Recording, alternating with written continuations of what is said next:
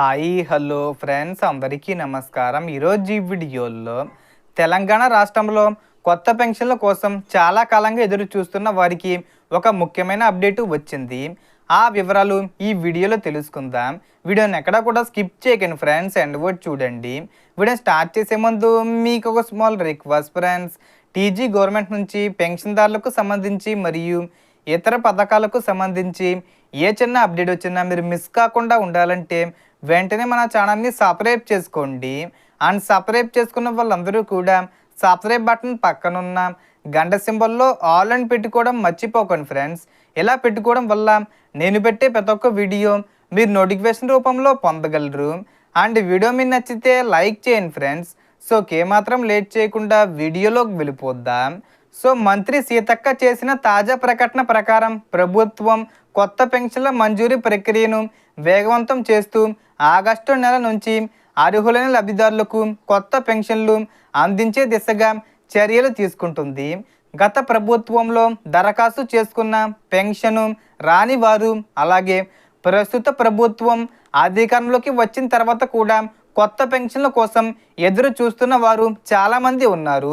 ఇప్పుడు ప్రభుత్వం ఒంటరి మహిళ, వితంతువు, దివ్యాంగులు తదితర సామాజిక భద్రతా పెన్షన్ల కోసం దరఖాస్తులు స్వీకరిస్తూ అర్హులను గుర్తించే ప్రక్రియను కొనసాగిస్తుంది.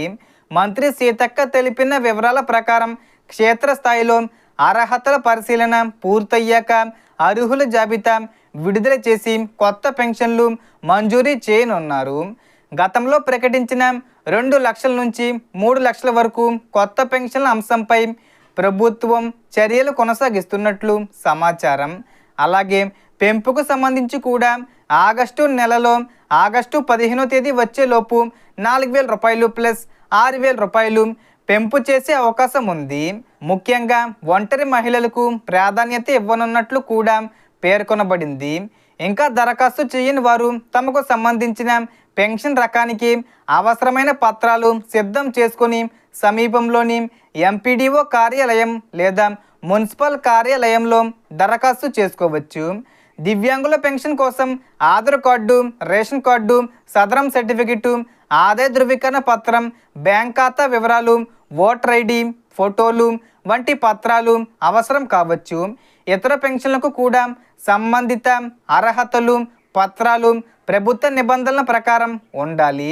ప్రభుత్వం ప్రస్తుతం లైవ్ అథెంటిఫికేషన్, అర్హతల పరిశీలన, మరణించిన లేదా అనర్హుల లబ్ధిదారుల పేర్ల తొలగింపు వంటి ప్రక్రియలను నిర్వహిస్తుంది. ఇప్పటికే సుమారు 1.30 లక్షల అనర్హుల పెన్షన్లను గుర్తించి తొలగించినట్లు అధికారులు తెలిపారు. వాటి స్థానంలో అర్హులైన కొత్త లబ్ధిదారులకు అవకాశం కల్పించే దిశగా ప్రభుత్వం చర్యలు తీసుకుంటుంది.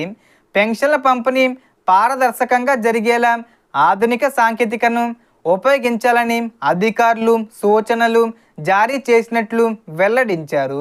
అలాగే ఇప్పటికే దరఖాస్తు చేసిన వారు తమ బ్యాంక్ ఖాతాకు ఎన్పిసి మ్యాపింగు, అవసరమైతే ధృవీకరణలు వంటి ప్రక్రియలు పూర్తి చేసుకోవాలని సూచిస్తున్నారు. ప్రభుత్వం ప్రకటించే అధికారిక అర్హతల జాబితా మరియు తేదీల ఆధారంగానే పెన్షన్లు మంజూరీ చేయబడతాయి. కాబట్టి అధికారిక ప్రకటనలను తప్పకుండా గమనిస్తూ అవసరమైన పత్రాలు సిద్ధంగా ఉంచుకోండి. ఈ సమాచారం మీకు ఉపయోగపడితే మీ అభిప్రాయాన్ని కామెంట్లో తెలియజేయండి. మీరు ఇప్పటికే కొత్త పెన్షన్లకు దరఖాస్తు చేశారా లేక ఇంకా చేయాల్సి ఉందా కామెంట్ చేసి అందరికీ తెలియజేయండి. సో టోటల్ ఇన్ఫర్మేషన్ ఇది ఫ్రెండ్స్. మీకు ఈ వీడియో నచ్చితే లైక్ చేయండి, షేర్ చేయండి అండ్ సబ్స్క్రైబ్ చేసుకోండి. Thanks for watching.